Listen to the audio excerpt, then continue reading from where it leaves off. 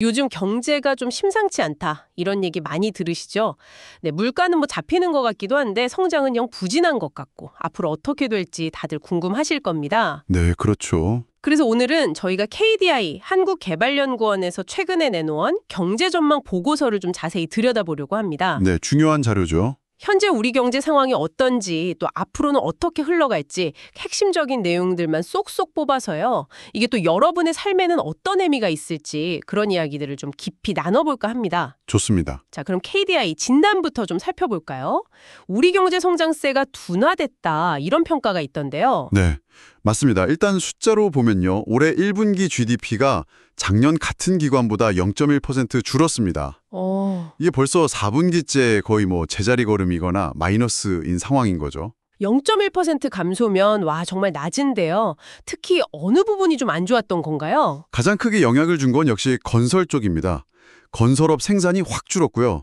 제조업이나 서비스업 증가세도 예전 같지 않습니다. 좀 주춤했어요. 아, 건설이 많이 안 좋군요. 네, 아무래도 국내 외적으로 좀 불확실한 요인들이 많다 보니까 사람들이 지갑 열기도 좀 꺼리고 기업들도 선뜻 투자하기를 망설이는 뭐 그런 분위기가 반영된 것 같습니다. 네, 확실히 소비 심리가 좀 위축될 만했겠네요. 근데 보고서를 보니까 좀 흥미로운 부분도 있던데요. 그동안 좀 부담이었던 고금리 기조나 건설 수주 부진 이런 게 조금씩 완화될 조짐도 보인다면서요. 네, 그런 부분도 있습니다. 이게 혹시 뭐 내수 회복의 어떤 신호탄 이렇게 볼 수도 있을까요? 글쎄요, 그럴 가능성도 일부 있긴 합니다. 금리 부담이 좀 줄어들면 소비나 투자가 조금은 살아날 여지는 있겠죠. 근데 변수가 너무 많습니다. 변수라면 어떤 걸까요? 특히 수출 쪽이 문제입니다. 반도체는 뭐 그럭저럭 괜찮은데 다른 품목들이 좀 부진하고요. 결정적으로 최근에 미국 관세 인상 조치 같은 거, 이런 통상 환경 악화가 앞으로 좀 큰 부담이 될 것 같습니다. 아, IMF도 이런 통상 분쟁 가능성 때문에 세계 경제 성장률 전망치를 낮췄고요. 그렇군요. 그러니까 내수가 조금 살아나려고 해도 수출에서 발목이 잡힐 수 있다 이런 말씀이시네요. 네, 그럴 가능성이 꽤 크다고 봅니다. 그럼 KDI의 종합적인 판단은 뭔가요? 이 상황을 어떻게 보고 있습니까? 네, KDI는 정리를 하자면요. 수출은 당분간 좀 어려울 거다.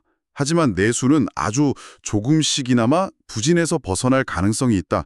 이렇게 보고 있습니다. 네. 그래서 정책적으로는 경기 둔화에 좀 대응을 해야 하니까 통화 정책, 그러니까 금리 같은 경우는 좀 더 완화적으로 뭐 인하 가능성 같은 걸 고려할 필요가 있다. 이렇게 제언하고요. 금리 인하 가능성이요? 네, 다만 이제 나랏빚 부담이 이미 크거든요.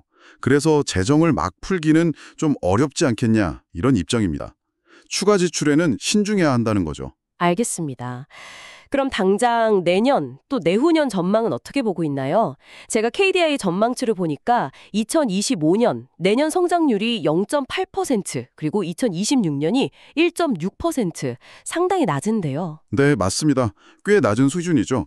일단 2025년은 아까 말씀드린 대로 건설업 부진하고 또 통상 여건 악화 영향이 클 것으로 보고 있습니다. 네. 2026년에는 그나마 이제 내수가 조금씩 회복되면서 성장률이 소폭 올라갈 거다 이렇게 예상하고요. 소비는 회복이 좀 더디겠지만 내후년엔 조금 나아질 전망이고요.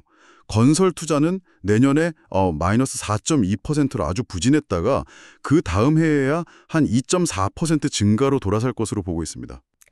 건설이 내년에 정말 안 좋네요. 그러면 수출은요? 역시 계속 부진한 건가요? 네, 수출은 뭐 계속 어려울 것 같습니다. 특히 미국 관세 영향 등으로 내년 상품 수출 물량이 오히려 0.4% 감소하고요. 내후년에도 0.5% 증가에 그칠 걸로 봐요. 거의 제자리 걸음이죠.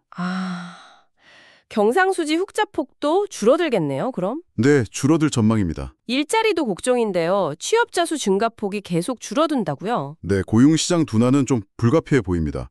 취업자 수 증가폭이 올해 한 16만 명에서 내년에는 9만 명, 또 내후년에는 7만 명 수준으로 계속 줄어들 것으로 예상됩니다. 실업률도 조금 올라갈 것 같고요. 위험 요인을 정리해보면 역시 미국의 그 통상정책, 그리고 국내 부동산 시장 불안에 따른 건설업 부실 가능성, 이게 가장 크다고 봐야겠군요. 맞습니다. 그 두 가지가 가장 큰 리스크죠. 그나마 다행인 건 물가는 좀 안정적일 거라는 거네요. 네, 그 부분은 좀 다행입니다. 경기 둔화 영향도 있고 유가도 좀 내려갈 걸로 봐서요. 내년, 내후년 모두 물가 상승률은 1%대 후반, 그러니까 1.7%, 1.8% 정도로 아주 낮게 예상하고 있습니다. 네. 지금까지는 좀 단기적인 그림을 주로 봤는데요. 사실 KDI가 더 걱정하는 거, 더 중요하게 보는 건 우리 경제의 어떤 장기적인 체력, 잠재 성장률이라고 들었습니다. 이게 정확히 뭔가요? 네, 여기서부터가 어떻게 보면 더 중요한 얘기일 수 있는데요. 바로 그 잠재 성장률입니다. 이걸 쉽게 말하면 우리 경제가 무리하지 않고 꾸준히 달릴 수 있는 최대 속도, 아니면 기초 체력, 이렇게 비유할 수 있을 것 같아요. 아, 기초 체력이요? 네, KDI는 이 잠재 성장률이 올해 이미 1%대 후반으로 떨어졌다고 추정하는데요. 이게 앞으로 계속 낮아져서 2040년대에는 0% 안팎까지 갈 수도 있다, 이렇게 경고하고 있습니다. 네. 0%요? 0% 성장이라니. 와, 이건 정말 충격적인데요. 경제가 성장을 아예 멈춘다는 거잖아요. 그렇죠. 정말 심각한 문제입니다. 가장 큰 원인은 역시 다들 아시는 저출생, 고령화 같은 인구 구조 변화고요. 그럼 이런 추세 속에서 우리는 뭘 해야 하는 걸까요? 잠재 성장률이 계속 떨어지는데. 결국은 생산성을 높이는 수밖에 없습니다. 기술 혁신을 장려하고 기업하기 좋게 불필요한 규제는 좀 풀고 노동시장도 좀 더 유연하게 만들고 이런 구조개혁이 시급하다는 거죠. 구조개혁이요? 네. 그리고 또 중요한 점은요.